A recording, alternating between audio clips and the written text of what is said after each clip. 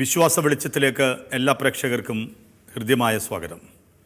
കത്തോലിക്ക സഭയുടെ വിശ്വാസ പ്രമാണങ്ങളെ കത്തോലിക്ക സഭയുടെ മതബോധന ഗ്രന്ഥത്തിൻ്റെ വെളിച്ചത്തിൽ നിങ്ങൾക്കായി അവതരിപ്പിച്ചുകൊണ്ടിരിക്കുന്ന ഒരു പ്രോഗ്രാമാണിത്. കത്തോലിക്ക സഭയുടെ വിശ്വാസ സത്യങ്ങൾ നമുക്കായി അവതരിപ്പിച്ചുകൊണ്ടിരിക്കുന്നത് ആലുവ സെൻറ്റ് ജോസഫ് പൊന്തിഫിക്കൽ സെമിനാരിയിലെ പ്രൊഫസറും ദൈവശാസ്ത്രജ്ഞനുമായ റവറൻഡ് ഡോക്ടർ വിൻസെൻ്റ് കുണ്ടുകുളമാണ്. അച്ഛനെ ഏറെ സ്നേഹത്തോടെ ഈ എപ്പിസോഡിലേക്ക് സ്വാഗതം ചെയ്യുന്നു. Thank U.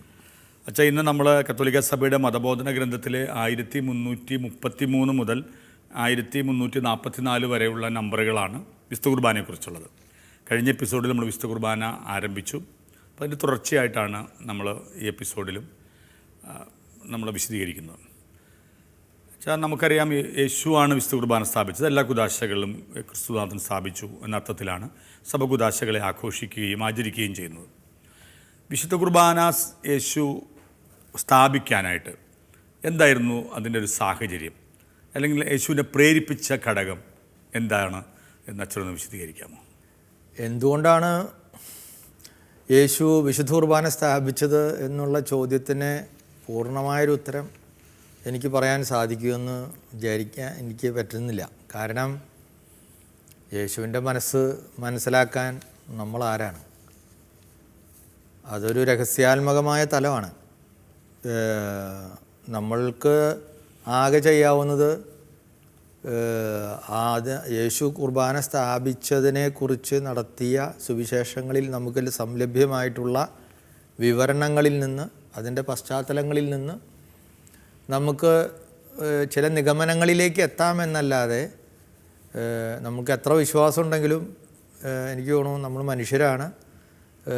യേശുവിൻ്റെ മനസ്സിൻ്റെ ആഴം അല്ലെങ്കിൽ ദൈവത്തിൻ്റെ രക്ഷാകരമായ അവർണ്ണനീയമായ പദ്ധതിയുടെ നമുക്ക് പിടികിട്ടാത്ത രഹസ്യാത്മകമായ മേഖലകൾ പറഞ്ഞ് ഉറപ്പിച്ച് പറയാൻ പറ്റുമെന്ന് ഞാൻ വിചാരിക്കുന്നില്ല.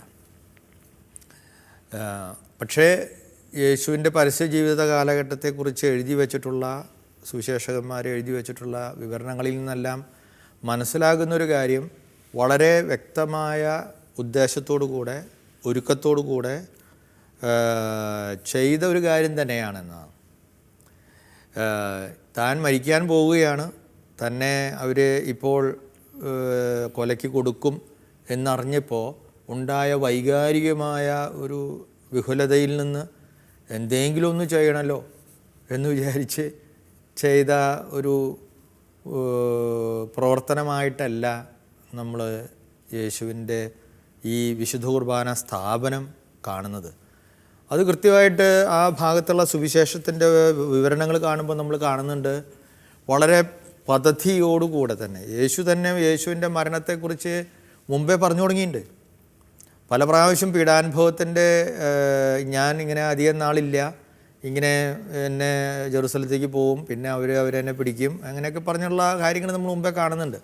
അപ്പോൾ യേശുവിനെ അറിയാമായിരുന്നു തൻ്റെ സമയം അധികമില്ല. അപ്പോൾ അന്നേ മുതൽ യേശുവിൻ്റെ ആ രക്ഷാകര പദ്ധതിയുടെ ഭാഗമായിട്ട് തന്നെ, പരസ്യജീവിതത്തിൻ്റെ ഭാഗമായിട്ട് തന്നെ യേശു ഈ ലോകം വിട്ടുപോകുന്നതിന് മുമ്പ് ഇങ്ങനെ ഒരു കാര്യം ചെയ്യണമെന്ന് യേശു ചിന്തിച്ചിരുന്നത് പോലെയാണ് സുവിശേഷത്തിൻ്റെ ആദ്യ അന്തഭാഗങ്ങളിലൊക്കെ നമ്മൾ വായിക്കുമ്പോൾ ഇടയിലൂടെ ലഭിക്കുന്ന സൂചനകളിലെല്ലാം നമ്മൾ കാണുന്നത്. കാരണം അന്ന് തന്നെ എനിക്ക് ഈ പെസഹ കഴിക്കണം, അതിന് പ്രത്യേകമായിട്ട് ആളെ വിളിക്കുന്നു, പിന്നെ സ്ഥലം ഒരുക്കാൻ പറയുന്നുണ്ട്, പിന്നെ വഴിയിൽ ഇങ്ങനെ ഒരു സാധനം കാണും, യാത്ര എല്ലായിടത്തും വളരെ കൃത്യമായിട്ടുള്ള ഒരുക്കങ്ങൾ, പ്ലാനിങ് ഉണ്ട് അതിൻ്റെ ഉള്ളിൽ. എന്തുകൊണ്ടായിരിക്കാം യേശു അങ്ങനെ ചെയ്തത് എന്നുള്ളത് വെച്ചാൽ, യേശു മനുഷ്യനായ ലോകത്തിലേക്ക് വന്നു, മനുഷ്യനായ എല്ലാവരും ഈ ലോകത്തോട് യാത്ര പറയും, യേശുവും മരിക്കും, പിന്നെ ഉത്തിതനാകും എന്നുള്ളത് ശരിയാണ്. പക്ഷേ യേശു ലോകത്തിലേക്ക് വന്നത് എന്തിനാണ്? ദൈവത്തിൻ്റെ നിരന്തരമായ ഒരു സാന്നിധ്യം ജനതയ്ക്ക് ഈ ലോകത്തിൻ്റെ ഉള്ളിൽ നടുവിൽ മനുഷ്യർക്കൊപ്പം ഉണ്ടാകാനാണ്. എമ്മാനുവേൽ, ദൈവം നമ്മോട് കൂടെ. അപ്പോൾ നമ്മോട് കൂടെ ആയിരിക്കാനാണ് ദൈവം ഈ ലോകത്തിലേക്ക് വന്നത്. ദൈവപുത്രൻ തന്നെ ഇവിടേക്ക് വന്നത് ദൈവത്തിൻ്റെ തന്നെ പഴയ കാലത്തെ പ്രവാചകന്മാർക്ക് അപ്പുറത്ത് ദൈവത്തിൻ്റെ തന്നെ, അല്ലെങ്കിൽ നോഹയുടെ പെട്ടകത്തിൻ്റെയോ അല്ലെങ്കിൽ ഇസ്രായേൽ ജനതയുടെ ഈ കൽപ്പനകളുടെ പെട്ടകത്തിൻ്റെയോ ഒക്കെ പോലെയല്ല, അതിനേക്കാൾ അപ്പുറത്ത് ദൈവം തന്നെ ഈ ലോകത്തിലുണ്ടാകണം എന്നുള്ള ഒരു വിചാരത്തോടു കൂടിയാണ്. പക്ഷേ അതിനെ ഭൗതികമായ ലോകത്ത് വിരാമമിടുമ്പോൾ താൻ ഇനി ഇവിടെ തുടർന്ന് ഈ മക്കൾക്ക് എന്നും സംലഭ്യമായിരിക്കണം എൻ്റെ ഒരു സാന്നിധ്യം. അത് വേറെ ഏതെങ്കിലും ഒരു പ്രതീകമായിട്ടല്ല, എൻ്റെ തന്നെ രക്തവും മാംസവും ഞാൻ തന്നെ പൂർണ്ണമായിട്ട് ഇവർക്ക് എന്നും ഇവരുടെ ഇടയിൽ എവിടെയെങ്കിലും ഇരുന്നാൽ പോരാ, ഇവർക്ക് അത് സംലഭ്യമാകണം. ഈ മനുഷ്യൻ്റെ ഉള്ളിലേക്ക് തന്നെ അത് ചെല്ലണം. അവൻ്റെ ശരീരത്തിൽ, മജ്ജയിലെ, മാംസത്തിലെ, വികാരങ്ങളിലെ, അസ്തിത്വത്തിലെ ലയിച്ചു ചേരുന്ന രീതിയിൽ ഞാൻ എന്നും എന്നും ഇവിടെ ആവർത്തിക്കപ്പെടണം, നിലനിൽക്കണം എന്ന് തീർച്ചയായിട്ടും കർത്താവ് ആഗ്രഹിച്ച് കാണും എന്നെനിക്ക് തോന്നുന്നത്. അപ്പോൾ ഇനി ഞാനൊരു കാര്യം പ്രത്യേകമായിട്ട് കാണുന്നത്, യേശുവിൻ്റെ മനുഷ്യാവതാരത്തിൻ്റെ ഉദ്ദേശത്തെ പൂർണ്ണമായിട്ട് ലോക അവസാനം വരെ തുടർന്നു കൊണ്ടുപോകാൻ ആ മനുഷ്യാവതാരവും പിന്നെ അവൻ എന്താണ് ഈ ലോകത്തിന് വേണ്ടി ചെയ്തത്, ആ രക്ഷണീയ കർമ്മവും ഓരോ പ്രാവശ്യവും ആവർത്തിക്കപ്പെട്ട് അതിലൂടെ ആ ജനത അതിൽ ഉൾച്ചേർന്ന് എന്നും അവനോടൊപ്പം ത്രിത്വക ദൈവത്തോടൊപ്പം ഐക്യത്തിൽ നിലനിൽക്കാനുള്ള ഒരു സാന്നിധ്യത്തിൻ്റെ ഒരു കാര്യമായിട്ടാണ് യേശു ഇതിനെ കണ്ടത്. അപ്പോൾ നിരന്തരമായ സാന്നിധ്യം അത് വെച്ചാൽ ഒരു പഴയ നിയമ ഒരു പശ്ചാത്തലത്തിൽ നിന്നും കുറച്ച് വ്യത്യാസം വരുന്നില്ലേ? പഴയ നിയമത്തിൽ ദൈവം ഒരു അപ്രാപ്യനാണ്, അല്ലെങ്കിൽ അങ്ങനെ മാറിയിരിക്കുന്നൊരു ദൈവം. ആ ദൈവത്തിൻ്റെ ഒരു ഈ പറഞ്ഞ പോലെ അച്ഛൻ പറഞ്ഞ കൂടാരത്തിലുള്ളൊരു സാന്നിധ്യം. ഇത് വരുമ്പോൾ കുറേ കൂടി വളരെ വ്യത്യസ്തമായി മനുഷ്യരുടെ ഇടയിലായിരിക്കുന്ന, മനുഷ്യരുടെ കൂടെയായിരിക്കുന്ന, മനുഷ്യരോടൊപ്പമായിരിക്കുന്ന, അവനിൽ മജ്ജയിലും മാംസത്തിലും അലിഞ്ഞു ചേരുന്ന ഒരു ദൈവമെന്ന് പറയുന്നത് പഴയ ഇതിൽ നിന്നും വളരെ വ്യത്യസ്തമായൊരു സങ്കല്പം തന്നെയല്ലേ? വളരെ വ്യത്യസ്തമാണ്. കാരണം ഇന്നിപ്പോൾ 2000 വർഷങ്ങൾ കർത്താവ് വന്നിട്ട് കഴിഞ്ഞിട്ടും, ഇന്നത്തെ സംസ്കാരത്തിൻ്റെ വളർച്ച എത്രയൊക്കെ എത്തിക്കഴിഞ്ഞിട്ടും എനിക്ക് ഈ സംസ്കാരത്തിന് ഇത്രമാത്രം യോജിച്ച ഒരു ദൈവത്തിൻ്റെ സാന്നിധ്യം വേറെ ഉണ്ടോ എന്ന് തോന്നിയിട്ടുണ്ട്. പ്രത്യേകിച്ച് വിശുദ്ധ കുർബാനയിൽ, തിരുവോസ്തിയുടെ മുന്നിൽ നമ്മൾ ദിവ്യകാരുണ്യ ആരാധന, പ്രസൻസ് ഏറ്റവും വലിയ ഉത്തരാധുനിക ഒരു മൂല്യമായിട്ടെന്ന് പറയുന്നത് സാന്നിധ്യമാണ്. ഇന്ന് നമ്മളൊക്കെ പണ്ടൊക്കെ നമ്മൾ ഓരോ മനുഷ്യരെയും വിലയിരുത്തിയിരുന്നത് എങ്ങനെയാണ്? ഭയങ്കര കഴിവുള്ള ആളല്ലേ, അവൻ ഭയങ്കര പ്രതാപമുള്ള ആളല്ലേ, കാണാൻ ഭയങ്കര ശേലല്ലേ, ഭയങ്കര പൈസയല്ലേ, വലിയ ഉദ്യോഗമല്ലേ, അവൻ്റെ വീട്ടിൽ വലിയ കാറുണ്ടല്ലോ, അവന് ഇത്രയും ഭൂമിയുണ്ടല്ലോ, അവന് ഇത്രയും ഹോട്ടലുകളുണ്ടല്ലോ, അവൻ കോടിപതിയല്ലേ. ഇന്ന് അതിനൊന്നും മനുഷ്യൻ വില കൊടുക്കുന്നില്ല. ജീവിതത്തിന് ഇതെല്ലാം കുറേശ്ശെ ആവശ്യമാണ്. ഇന്ന് ഇതെല്ലാം ഉണ്ടായിട്ടും ജീവിക്കാൻ മറന്നു പോവുകയാണ്. അപ്പോൾ ആളുകൾ ഇന്ന് ഏറ്റവും കൂടുതൽ വില കൊടുക്കുന്നത് ഒരപ്പൻ അമ്മ സാന്നിധ്യമാണ് പിള്ളേരെ ഏറ്റവും ആഗ്രഹിക്കുന്നത്. ഈ ഓൺലൈൻ സംസ്കാരം കൂടി കൊണ്ട് വന്നതിന് ശേഷം നമ്മളിപ്പോൾ കാണുന്നുണ്ട്, അമ്മ അപ്പനും മൊബൈലിലാണ്, കുട്ടി വേറൊരു മൊബൈലിലാണ്. ആരും അങ്ങോട്ടും ഇങ്ങോട്ടില്ല, എല്ലാവരും അവിടെ ഉണ്ട്. പക്ഷെ ആരും ഐക്യത്തിലല്ല. എല്ലാവരും ആരൊക്കെയോ ആയിട്ട് എവിടെയൊക്കെയോ എന്തൊക്കെയോ വെർച്വലായിട്ട് കൃത്രിമമായിട്ടുള്ള ഏതോ ഒരു ലോകത്ത് സ്പേസിലൂടെ ഒഴുകി നടക്കുകയാണ്. അവിടെയാണ് ദിവ്യകാരുണ്യം എന്ന് പറയുന്നത് പ്രസൻസ് കാണുന്നത്. ഇന്ന് നമ്മൾ ദൈവം ഏറ്റവും സിമ്പിളായിട്ട് എല്ലാവർക്കും പ്രാപ്യമാകുന്ന രീതിയിൽ ദിവ്യകാരുണ്യത്തിൻ്റെ ഈ ഓസ്തിയുടെ ഒരു രൂപനായിട്ട് നമ്മുടെ മുന്നിൽ വന്ന് ഇരിക്കുന്നു. നമ്മൾ പറയുന്നത് മുഴുവൻ കേൾക്കുന്നു. അങ്ങനെ ഒരു സാന്നിധ്യം എവിടെയാണുള്ളത്? ഇനി ആ കേൾക്കുന്ന സാന്നിധ്യം കുറച്ച് കഴിയുമ്പോഴോ എൻ്റെ ചോദ്യങ്ങൾ ഇല്ലാതായി പോവുകയാണ്, എൻ്റെ അപേക്ഷകൾ ഇല്ലാതായി പോവുകയാണ്. നമ്മൾ ദിവ്യകാരുണ്യത്തിന് മുന്നിലൊക്കെ പണ്ട് ഞാൻ കുഞ്ഞായിരിക്കുമ്പോൾ മോനെ പോയി പ്രാർത്ഥിച്ചോളോ, അമ്മ അല്ലെങ്കിൽ പെങ്ങന്മാർ വീട്ടിൽ നിന്ന് പള്ളിയിൽ നിന്ന് ഒക്കെ പറയും, നിങ്ങൾ 3 കാര്യം സ്വീകരിച്ചപ്പോൾ ചോദിച്ചോളോ. അപ്പോൾ നമ്മൾ ചോദിക്കുന്നത് എന്താ? നന്നായിട്ട് പഠിക്കാൻ ബുദ്ധി തരണേ, എന്നെ അച്ഛനാവാൻ ആഗ്രഹമുള്ള കാലം മുതലേ അച്ഛനാവാൻ എന്നെ സഹായിക്കണേ, അപ്പനമ്മേനെ നോക്കണേ, അല്ലെങ്കിൽ എൻ്റെ ടീച്ചർമാരെ ഇങ്ങനെയൊക്കെയുള്ള കാര്യങ്ങൾ നമ്മൾ പ്രാർത്ഥിക്കുമായിരുന്നു. പക്ഷേ ഇന്ന് നമ്മൾ കുറേ കൂടെ എത്തിക്കഴിഞ്ഞപ്പോൾ പ്രാർത്ഥിക്കാൻ അങ്ങനെയൊന്നും പ്രാർത്ഥിക്കേണ്ട കാര്യമില്ല. ഇതെല്ലാം കർത്താവിന് അറിയാലോ. പിന്നെ അവിടെ എന്താണ് നടക്കുന്നത്? ഞാൻ നഗ്നമായിട്ട് ദൈവത്തിൻ്റെ മുന്നിൽ ഇരിക്കുകയാണ്. നമ്മുടെ പ്രസൻസ്. അതെ, അതായത് ഞാൻ കുർബാന അർപ്പിക്കുമ്പോൾ പലരും പറയണം, ഞാനിപ്പോൾ വലിയ പ്രാർത്ഥനയൊന്നും നിന്നോട് ഇടയ്ക്ക് ചെല്ലുന്നില്ല എന്ന് പോലും കുർബാന ചൊല്ലിയപ്പോൾ ഞാൻ എൻ്റെ ഉള്ളിൽ പറഞ്ഞു, ഞാനിപ്പോൾ ഈ കുർബാന ചെല്ലുമ്പോൾ ഞാൻ ഇന്നലത്തെ ജീവിതം പരിശോധിക്കുമ്പോൾ എനിക്ക് ഇന്ന പോരായ്മകളുണ്ട്. ഇതൊക്കെ ഇപ്പോൾ ഞാൻ നിന്നോട് പറഞ്ഞിട്ട് എന്താ കാര്യം? നിനക്കറിയാം എന്തുകൊണ്ടാണ് ഞാൻ ഇങ്ങനെയൊക്കെയാണ് ഞാൻ. അതിപ്പോൾ ഞാൻ അതിനൊരു പ്രത്യേക വാക്കിൽ രൂപപ്പെടുത്തി നിൻ്റെ മുന്നിൽ അവതരിപ്പിച്ചുണ്ടാക്കേണ്ട കാര്യമൊന്നുമില്ല. You know my heart, you know who am I. ഇനി എനിക്ക് എന്തെങ്കിലും ചെയ്യാൻ സാധിച്ചിട്ടുണ്ടെങ്കിൽ അത് നീ തന്നെയാണ് ചെയ്തതും. അപ്പോൾ ഇങ്ങനെയുള്ളൊരു പ്രസൻസിലേക്ക് കമ്മ്യൂണിക്കേറ്റ് ചെയ്യുന്നൊരു സാന്നിധ്യം ഇന്ന് എവിടെയുണ്ട്? ഭാര്യ-ഭർത്തൃ ബന്ധത്തിലുണ്ടോ? സുഹൃത്തുക്കൾ തമ്മിലുണ്ടോ?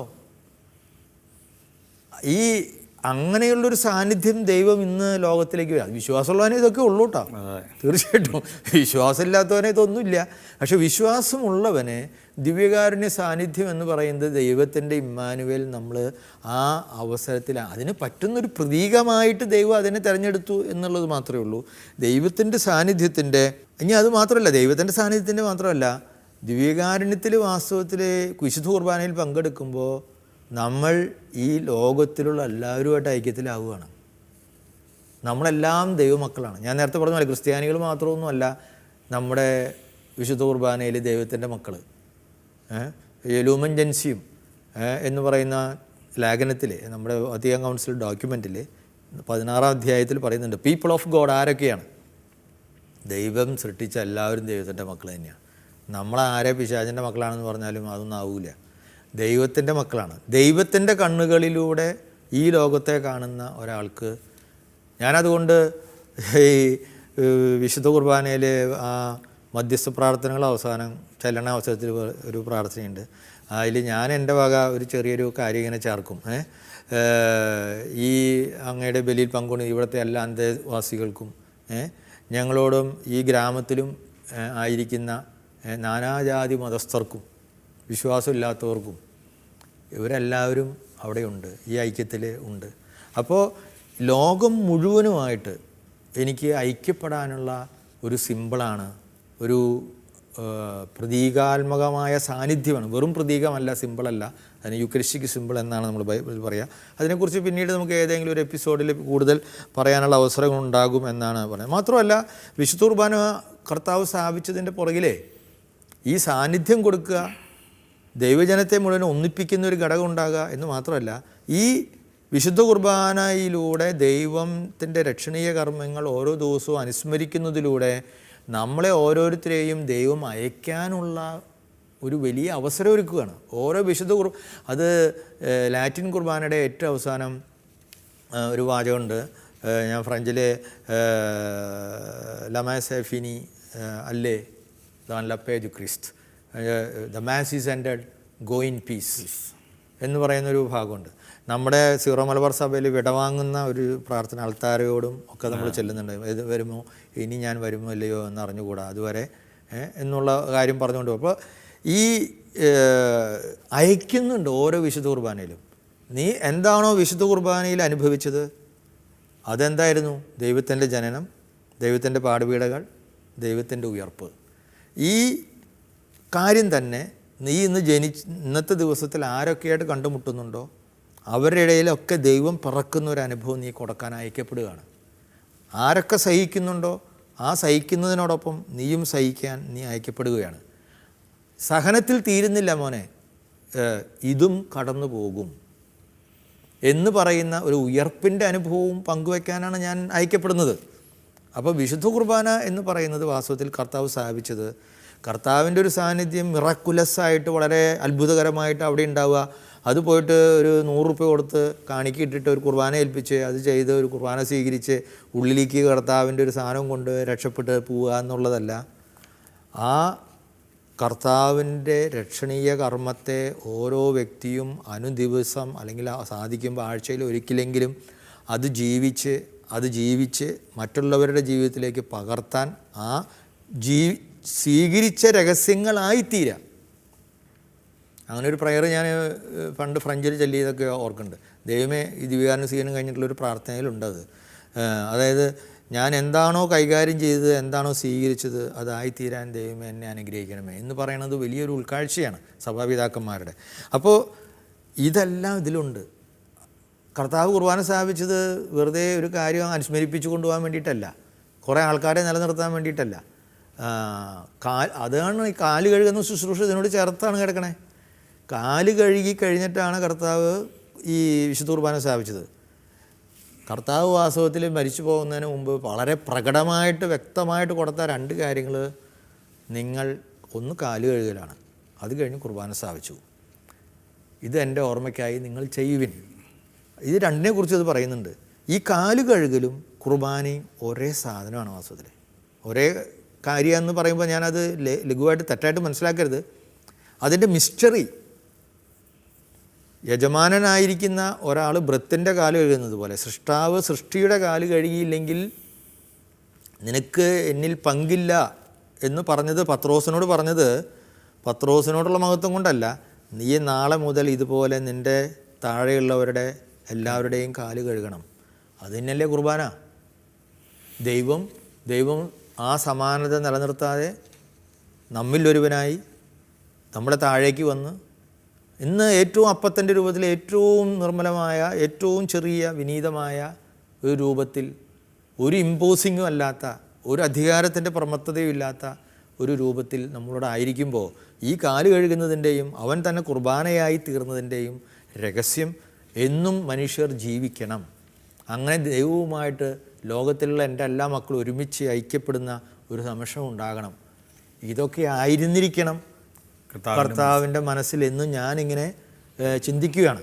പക്ഷെ അങ്ങനെയൊക്കെ ആണെങ്കിൽ അച്ഛാ, പലപ്പോഴും ആ ഒരു ഡയമെൻഷനല്ല നമ്മൾ വിശുദ്ധ കുർബാനയെ കാണുന്നത്. അതൊരു കർത്താവിൻ്റെ ഒരു കുദാശയാണ്, അല്ലെങ്കിൽ ഒരു ചടങ്ങെന്ന അർത്ഥത്തിലാണ്. ഒരു കർത്താവ് കുദാശ സ്ഥാപിച്ചത് എന്നും കർത്താവ് നമ്മോട് കൂടെ ആയിരിക്കാനാണ്. അപ്പോൾ ഒരു ദിവ്യകാരുണ്യം തന്നെ, ദിവ്യകാരുണ്യ ആരാധന പലപ്പോഴും ഒരു വിഗ്രഹാരാധനയുടെ തലത്തിലേക്ക് മാറിപ്പോവുകയാണ്. വാസ്തവത്തിൽ അച്ഛൻ ഈ പറഞ്ഞൊരു ഡയമെൻഷൻ വളരെ പ്രധാനപ്പെട്ടതാണ്. ഓരോരുത്തരും കുദാശയായി മാറാനുള്ള ഒരു വിളിയാണ് വാസ്തവത്തിൽ കർത്താവിൻ്റെ മനസ്സിലുണ്ടായിരുന്നത്. കർത്താവ് എന്ത് ആയിരുന്നോ, അവനെങ്ങനെ കാല് കഴുകിയോ, അവനെങ്ങനെ മുറിക്കപ്പെട്ടോ, എങ്ങനെ മറ്റുള്ളവർക്ക് വേണ്ടി രക്തം ചിന്തിയോ, അതുപോലെ അവൻ്റെ ആ മാമോദിസായിലൂടെ അവൻ്റെ മരണത്തിലും ഉത്ഥാനത്തിലും പങ്കുപറ്റുന്ന ഓരോ വിശ്വാസിയും ഈ കാലുകഴുകൽ പ്രക്രിയയിലൂടെ കടന്നു പോവുകയും ഒരു വിശുദ്ധ കുർബാനയായി മാറുകയും ചെയ്യുന്ന ഒരു കൗദാശിക മാനം വാസ്തവത്തിൽ വിശുദ്ധ കുർബാനയ്ക്കുണ്ട്. അത് പലപ്പോഴും അതിനല്ല നമ്മൾ പ്രാധാന്യം വരുന്നത്. പലപ്പോഴും ഈ ഒരു ആരാധനയ്ക്കും അത്തരത്തിൽ ഒരു പ്രാധാന്യം വരുന്നൊരവസ്ഥ വാസ്തവത്തിൽ കുർബാനയ്ക്കുണ്ടെന്ന് എനിക്ക് തോന്നിയിട്ടുണ്ട്. അത് സംഭവിക്കാം. നമ്മൾ ഓരോ സംസ്കാരത്തിലും മനുഷ്യൻ്റെ പരിമിതികളിലും എപ്പോഴും അപ്രസക്തമായതിലേക്ക് ശ്രദ്ധ കൂടുകയും പ്രസക്തമായത് നഷ്ടപ്പെട്ടു പോവുകയും ചെയ്യുന്ന ഒരു അപകടം ഏത് സംസ്കാരത്തിലുമുണ്ട്. പക്ഷേ എനിക്ക് തോന്നുന്നു നമ്മൾ നിരന്തരമായ ഉദ്ബോധനത്തിലൂടെ ഈ വിശുദ്ധ കുർബാനയെക്കുറിച്ചുള്ള യഥാർത്ഥമായ അതിൻ്റെ ആഴങ്ങൾ, ഇപ്പം ഞാനീ പറഞ്ഞതാണ് അതിൻ്റെ പൂർണ്ണമായ അർത്ഥമൊന്നും ഞാൻ അവകാശപ്പെടുന്നില്ല. സഭാപിതാക്കന്മാരുടെ ഗ്രന്ഥങ്ങൾ വിശുദ്ധ കുർബാനയെക്കുറിച്ച് വായിക്കുമ്പോൾ, അല്ലെങ്കിൽ സഭയുടെ തന്നെ ഔദ്യോഗികമായ പഠനങ്ങൾ വായിക്കുമ്പോൾ, ദൈവശാസ്ത്രജ്ഞന്മാരുടെ ചിന്തകൾ വായിക്കുമ്പോൾ, സെൻറ്റ് തോമാസോ സെൻറ്റ് അഗസ്റ്റിനൊക്കെ, അതല്ലെങ്കിൽ വിശുദ്ധരായ നമ്മുടെ പുണ്യാന്മാക്കൾ അവരൊക്കെ അനുഭവിച്ചിട്ടുള്ള അതിൻ്റെ തീവ്രത അതൊന്നും നമുക്ക് അളക്കാൻ പറ്റാത്ത രീതിയിലാണ്. ഓരോ വിശ്വാസിയും കടന്നു പോകേണ്ടതാണ് വാസ്തവത്തിൽ ഈ വിശുദ്ധ കുർബാനയുടെ ആന്തരാർത്ഥങ്ങൾ. യേശു എന്തിനു വേണ്ടി എനിക്ക് വേണ്ടി ഇത് സ്ഥാപിച്ചു എന്നുള്ളത് കണ്ടുപിടിക്കുക എന്നുള്ളത് തന്നെ ഓരോ മനുഷ്യൻ്റെയും വിശ്വാസിയുടെ ഒരു വെല്ലുവിളിയായിട്ട് മുന്നിൽ നിൽക്കേണ്ടതാണ്. നമ്മളിവിടെ നിന്നൊരു ചർച്ച ചെയ്ത് അതിനൊരു ഉത്തരം കൊടുത്ത് തീർക്കേണ്ടതല്ല എന്നാണ് എനിക്ക് തോന്നുന്നത്. അപ്പോൾ ഓരോ വിശുദ്ധ കുർബാനയ്ക്കണയുമ്പോഴും ഇവൻ എന്തിന് വിശുദ്ധ കുർബാന സ്ഥാപിച്ചു എന്നൊരു ചോദ്യം നമ്മളോട് തന്നെ ചോദിക്കേണ്ടതുണ്ട്. അതോടൊപ്പം തന്നെ അച്ഛാ, ഈ വിശുദ്ധ കുർബാനയിലെ അടയാളം അപ്പവും വീഞ്ഞുമാണ്, ബലിവസ്തു. അതിനെന്താണ് പ്രതീകാത്മകമായ അർത്ഥം? ആ അപ്പവും വീഞ്ഞിൻ്റെയും പ്രതീകാത്മകമായ അർത്ഥം ഒന്ന് വിശദീകരിക്കാമോ? ഈ അപ്പം വീഞ്ഞ് പ്രതീകമാണെന്ന് ബിജു പറഞ്ഞു. പ്രതീകങ്ങളും അടയാളങ്ങളും തമ്മിൽ വ്യത്യാസമുണ്ട് എന്നുള്ള കാര്യം നമ്മൾ നേരത്തെ പറഞ്ഞിട്ടുണ്ട് ഒരു ക്ലാസ്സിൽ. എന്നാൽ ഇന്ന് നമ്മൾ പ്രേക്ഷകരോട് ഓർക്കണം, പ്രതീകം എന്ന് പറയുന്നത് അടയാളത്തേക്കാൾ വളരെ ആഴമായ അർത്ഥമുള്ളതാണ്. അടയാളം, സൈൻ ഇംഗ്ലീഷിൽ പറഞ്ഞാൽ ഒരു ഇൻഡിക്കേഷനാണ്, ഒരു ചൂണ്ടുപലക മാത്രമാണ്. ഇപ്പോൾ നമ്മൾ ഡിവൈൻ ഇവിടേക്ക് ആശ്രമത്തിലേക്ക് വരുമ്പോൾ കുറച്ച് അകലെ തന്നെ ഡിവൈൻ എന്ന് പറഞ്ഞിട്ടൊരു ചൂണ്ടുപലകയാണ്. ആ ചൂണ്ടുപലകയിൽ ഡിവൈൻ എന്ന് കണ്ടു എന്ന് വിചാരിച്ചിട്ട് അത് ഡിവൈൻ അല്ലല്ലോ, അത് വഴി മാത്രം കാണിക്കുകയാണ്. എന്നാൽ ഇവിടെയൊക്കെ കാണുന്നത് ഇത് പ്രതീകമെന്ന് പറയുന്നത് നേരത്തെ പറഞ്ഞതുപോലെ തൈലത്തെക്കുറിച്ചൊക്കെ നമ്മൾ വേറൊരു ക്ലാസ്സിൽ പറഞ്ഞതുപോലെ ഒരുപാട് ആന്തരാർത്ഥങ്ങൾ ഉൾക്കൊള്ളാവുന്ന. അപ്പോൾ അപ്പത്തിന് എന്തെല്ലാം ആന്തരാർത്ഥങ്ങൾ നമുക്ക് കൊടുക്കാമോ അതെല്ലാം കൊടുക്കാം. ഉദാഹരണമായിട്ട് അപ്പം എന്ന് പറഞ്ഞത് ഈ ഭൂമിയുടെ മണ്ണാണ്. വാസ്തവത്തിൽ മണ്ണ് കർഷകൻ്റെ അധ്വാനത്തിന് ശേഷം ഒരുപാട് ജീവജാലങ്ങളുടെ മണ്ണിര തുടങ്ങി, ചീവിടുകൾ തുടങ്ങി, ഉറുമ്പുകൾ തുടങ്ങി എത്രയോ ജീവജാലങ്ങളുടെ സ്പർശമേറ്റ് മറിക്കപ്പെട്ട് മാറ്റപ്പെട്ട് അത് സസ്യത്തിൻ്റെ ഉള്ളിലൂടെ കയറി മനുഷ്യൻ്റെ അധ്വാനങ്ങളുടെ ഫലമായിട്ട് മാറി പിന്നീട് രൂപാന്തരപ്പെട്ട് അപ്പമായതാണ് വാസ്തവത്തിൽ, അല്ലേ? ഈ പ്രപഞ്ചം മുഴുവൻ അതിലുണ്ട് വാസ്തവത്തിൽ. അപ്പോൾ ഈ അപ്പം എന്ന് പറയുന്നത് അതുകൊണ്ട് തന്നെയാണ് എനിക്ക് തോന്നുന്നു ആദ്യകാലങ്ങളിലൊക്കെ കായേൻ്റെ ബലി, ആബേലിൻ്റെ ബലിയിലൊക്കെ നമ്മൾ കാണുന്നത് അവരവരുടെ കൃഷിഫലങ്ങളാണ് കൊണ്ടുവന്ന് സമർപ്പിച്ചത്. വാസ്തവത്തിൽ അത് സമർപ്പിച്ചത് വേറെ എന്തോ അവർക്കുണ്ടായ സാധനം കൊണ്ടായി കൊടുക്കുകയല്ല. ഇപ്പോൾ നമ്മൾ തന്നെ ഇവിടെ ആദ്യമായിട്ട് നമ്മളൊരു വീട്ടിൽ ഒരു ആടുകളെ വളർന്നു, അല്ലെ ആദ്യത്തെ ഒരു ആടിനെ നമ്മൾ ദൈവത്തിനെ സമർപ്പിച്ചു എന്നൊക്കെ പറയില്ല, ചങ്ങാലികളെ സമർപ്പിക്കുന്ന കാര്യമൊക്കെ പറഞ്ഞു. നമുക്കുണ്ടായതിൽ ഏറ്റവും നല്ല വാഴക്കൊല കൊണ്ടായി ദൈവത്തിന് കൊടുക്കണം എന്നൊക്കെ പറഞ്ഞത് വാഴക്കൊല കൊടുക്കാൻ വേണ്ടിയിട്ടല്ല, നമ്മൾ എൻ്റെ അധ്വാനവും എൻ്റെ ജീവിതവും ആയിട്ട് ചേർന്ന് നിന്ന എന്നെ തന്നെ സമർപ്പിക്കുന്നതിൻ്റെ ഭാഗമായിട്ടായിരുന്നു അതൊക്കെ ഉണ്ട്. അപ്പോൾ ഈ യഹൂദരുടെ പെസഹായിൽ തന്നെയാണ് സംഭവിച്ചിരുന്നത്. അന്ന് അവർ നടക്കുമ്പോൾ അവർ അനുഭവിച്ചിരുന്നത് ഇസ്രായേൽക്കാർ മോചിതനാകാൻ വേണ്ടി അന്ന് അവസാനമായിട്ട് കഴിച്ച പെസഹ, ആ പെസഹയുടെ ഓർമ്മയാണ് വാസ്തവത്തിൽ പഴയ നിയമത്തിൽ ഉണ്ടായിരുന്നത്. അപ്പോൾ യേശു ഇത് സ്ഥാപിച്ചപ്പോഴും യേശുവിൻ്റെ പരസ്യ ജീവിതത്തിൻ്റെ കാലഘട്ടത്തിലും നമ്മൾ അപ്പം വർദ്ധിപ്പിക്കുന്നതായിട്ട് കാണുന്നുണ്ട്. യോഹന്നാന്റെ സുവിശേഷത്തിലെ 6-ാം അധ്യായത്തിൽ ആ അപ്പം വർദ്ധിപ്പിക്കുന്ന കാര്യത്തിൽ കാണുന്നത് എന്താണ്? ഈ ഒരുപക്ഷെ വരാൻ പോകുന്ന സ്വർഗീയ വിരുന്നിൻ്റെ ഒരു മുൻ ആസ്വാദനമായിരിക്കാം. കാനായിലെ കല്യാണത്തിൽ വീഞ്ഞ് വർദ്ധിപ്പിക്കുന്നുണ്ട്. അപ്പോൾ നമ്മൾ ചില ആൾക്കാർ വിചാരിക്കണം, മദ്യഷാപ്പുകാരൊക്കെ വിചാരിക്കണം അത് കർത്താവ് അങ്ങനെ ഒരു ബാറ് പരിപാടി തുടങ്ങിയതാണ്, അങ്ങനെയൊക്കെയാണ് നമ്മൾ അതിനെ കാണുന്നത്. വാസ്തവത്തിൽ അത് ദൈവത്തിൻ്റെ മഹത്വം പ്രകടമാക്കാൻ ചെയ്ത, അവൻ്റെ പരസ്യജീവിതം ആരംഭിക്കാൻ വേണ്ടി ചെയ്ത ഒരു കാര്യമാണ്. തീർച്ചയായിട്ടും വീട്ടിലെ ഒരു പ്രശ്നത്തിൽ അവൻ ഇടപെട്ടു, മാതാവിൻ്റെ ശുപാർശ കാര്യം എന്നുള്ളത് ശരിയാണ്. പക്ഷേ ഇവിടെയൊക്കെ നമ്മൾ കാണുന്നത് ഈ വീഞ്ഞ്, അപ്പം എന്ന് പറയുന്നത് മനുഷ്യൻ്റെ ജീവിതവുമായിട്ട്, ഭക്ഷണവുമായിട്ട്, ഭോജനവുമായിട്ട്, അവൻ്റെ ജീവിതത്തിൻ്റെ നിരന്തരമായ നിലനിൽപ്പിനാവശ്യമുള്ള ഒരു കാര്യമായിട്ട്, പ്രപഞ്ചത്തിൻ്റെ മുഴുവൻ ഒരു അടയാളമായിട്ട്, അധ്വാനത്തിൻ്റെ ഫലമായിട്ട് അവൻ എന്തൊക്കെ ആയിരിക്കുന്നു ഈ ഭൂമിയിൽ, ഈ പ്രപഞ്ചം എന്തൊക്കെ ആയിരിക്കുന്നു, അതിൻ്റെ എല്ലാം ഒരു ആകത്തുകയാണ് വാസ്തവത്തിൽ ഈ അപ്പവും വീഞ്ഞും എന്ന് പറയുന്നത്. അപ്പോൾ ആ രണ്ട് പ്രതീകങ്ങളെ ദൈവം കർത്താവ് ഒരുപക്ഷെ ഏറ്റെടുത്തത് ഈ ഒരു ഇതിൻ്റെ മൗലികമായ സാർവതീതമായ അർത്ഥങ്ങളുടെ വിവിധ തലങ്ങൾ ഉൾക്കൊള്ളുന്ന ഒരു കാര്യമായിട്ട്. പിന്നെ അന്ന് അവരുടെ ജീവിതത്തിൽ എല്ലാ ദിവസവും മനുഷ്യന് ഏറ്റവും സുപരിചിതവും എന്നാൽ മനുഷ്യൻ്റെ ശാരീരികവുമായ വളർച്ചയ്ക്ക് പോലും ഉപകാരപ്പെടാവുന്ന ഒരു രീതിയിലൂടെ കർത്താവ് ആ സിമ്പിളുകൾ ഉപയോഗിച്ചു. പക്ഷേ അതിന് ഇങ്ങനെ പഴയ നിയമത്തിലും ഈ പ്രപഞ്ചത്തിൻ്റെ എല്ലാ വിശ്വാസങ്ങളിലും അടിഞ്ഞു കിടക്കുന്ന ആന്തരമായ ചില പ്രതീകാത്മകമായ അർത്ഥങ്ങൾ വീഞ്ഞിനും വെള്ളത്തിനും അപ്പത്തിനുമുണ്ട്. അത് ഏറ്റവും നന്നായിട്ട് യഹൂദരുടെ കാലഘട്ടത്തിൽ ഉണ്ടായിരുന്ന അവരുടെ ഭക്ഷണത്തിൻ്റെ ഒരു അനിവാര്യമായ ഘടകങ്ങളായിരുന്നു.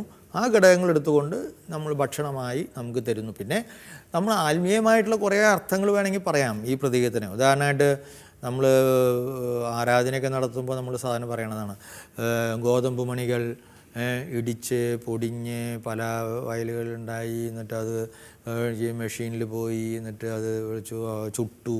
അപ്പോൾ അത് വെച്ച സഹനങ്ങളെക്കുറിച്ച് അങ്ങനെയൊക്കെയുള്ള നമ്മൾ സ്പിരിച്വൽ അർത്ഥത്തിൽ, അതുപോലെ മുന്തിരി പല ഇതുണ്ടായി അത് പിഴിഞ്ഞ് അത് സഹിച്ച അങ്ങനെയൊക്കെയുള്ള ധ്യാനങ്ങൾ, ഒരു വൈകാരികമായിട്ട് അതിന് അർത്ഥം മനസ്സിലാക്കാനായിട്ടുള്ള പല രീതിയിലുള്ള ആന്തരാർത്ഥങ്ങളും നമ്മൾ കണ്ടിട്ടുണ്ട്. പക്ഷേ അപ്പം വീഞ്ഞും എന്ന് പറയുന്നത് വാസ്തവത്തിൽ ഈ പ്രപഞ്ചത്തിലെ സർവ്വഭൂതങ്ങൾ ആയിട്ട് മണ്ണ്, വെള്ളം, ഈ രണ്ടിൻ്റെയും ഒപ്പം അതിൽ മനുഷ്യൻ നടത്തുന്ന ഇടപെടലുകളുടെയും ഈ പ്രപഞ്ചത്തിൻ്റെയും മുഴുവൻ അന്തരാർത്ഥങ്ങളെ ദൈവത്തിന് കൊടുക്കുന്നു എന്നുള്ളതിനെ പറ്റിയ ഒരു പ്രതീകമായിട്ട് മാറുകയും ആ രൂപത്തിൽ തന്നെ ദൈവം ഇവിടെ തുടരാൻ ദൈവം സ്വയം ഇഷ്ടപ്പെടുകയും ചെയ്തു എന്നുള്ളതാണ് അതിൻ്റെ മേന്മയായിട്ട് എനിക്ക് തോന്നുന്നത്. ഓക്കെ അച്ഛാ, വളരെ നന്ദി. ഏതായാലും ഈ എപ്പിസോഡിൽ നമ്മൾ എന്തിനാണ് വിശുദ്ധ കുർബാന സ്ഥാപിച്ചത്, വിശുദ്ധ കുർബാന സ്ഥാപിച്ചപ്പോൾ യേശുവിൻ്റെ മനസ്സ് എങ്ങനെയായിരുന്നിരിക്കാം എന്നുള്ള ഒരു ഊഹം നമ്മൾ സുവിശേഷങ്ങളിലൂടെ അപ്പസ്തോല പ്രവർത്തനങ്ങളിലൂടെയൊക്കെ നമ്മൾ അതിൻ്റെയൊക്കെ സൂചനകൾ വെച്ച് അച്ഛൻ വിശദീകരിച്ചു. അതോടൊപ്പം തന്നെ നമ്മൾ ഈ ബലിവസ്തു ആയിരിക്കുന്ന അപ്പവും വീഞ്ഞും അത് ആ പ്രതിൻ്റെ പ്രതീകാത്മകത എന്താണെന്ന് വിശദീകരിച്ചു. വളരെ നന്ദി ഇത്രയും വിശദീകരണങ്ങൾക്ക്. മനുഷ്യരോടുള്ള സ്നേഹത്തെ പ്രതി ഇമ്മാനുവലായ ദൈവം മനുഷ്യരുടെ കൂടെ വസിക്കുവാൻ, മനുഷ്യരോടൊപ്പമായിരിക്കുവാൻ, എന്നും അവനോട് കൂടിയായിരിക്കുവാൻ വിശുദ്ധ കുർബാന സ്ഥാപിച്ചു. ആ വിശുദ്ധ കുർബാനയിൽ പങ്കുപറ്റുന്ന നാം ഒരു കുർബാനയായി മാറുന്ന ഒരു പ്രക്രിയയിലേക്ക്, ഒരു കൗദാശിക മാനത്തിലേക്ക് കടക്കുമ്പോഴാണ് വിശുദ്ധ കുർബാന നമ്മുടെ ജീവിതത്തെ സംബന്ധിച്ചിടത്തോളം അർത്ഥപൂർണ്ണമാകുന്നത്. ഓരോ വിശുദ്ധ കുർബാനയും ഒരു അനുഭവമായി മാറട്ടെ എന്ന ചിന്തയോടുകൂടി ഈ എപ്പിസോഡ് നമുക്കിവിടെ അവസാനിപ്പിക്കാം. അടുത്ത എപ്പിസോഡിൽ നമുക്ക് വീണ്ടും കണ്ടുമുട്ടാം. എല്ലാവർക്കും നന്ദി, നമസ്കാരം.